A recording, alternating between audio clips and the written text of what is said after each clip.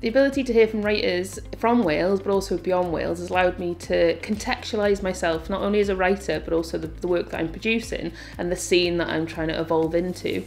It's allowed me to set benchmarks for myself, but also to see what are the issues arising from other writers and how do we tackle those together as a community. And it's really made me feel like I'm part of a wider experience of writers and literature across Wales and beyond. You're hearing from agents, you're hearing from writers themselves, you're hearing from publishers and all these different departments that you don't necessarily come into contact with unless you're already there.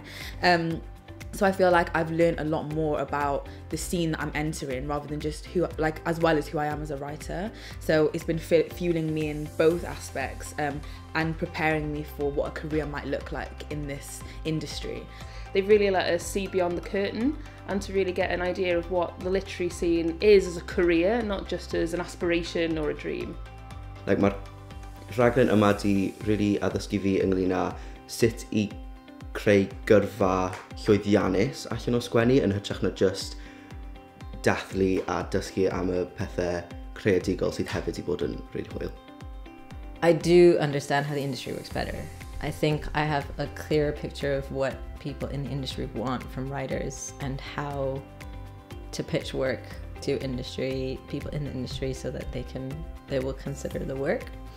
Yeah, so after speaking to the agents, I know a little bit more about the way my writing will be received by them and how I can pitch it to them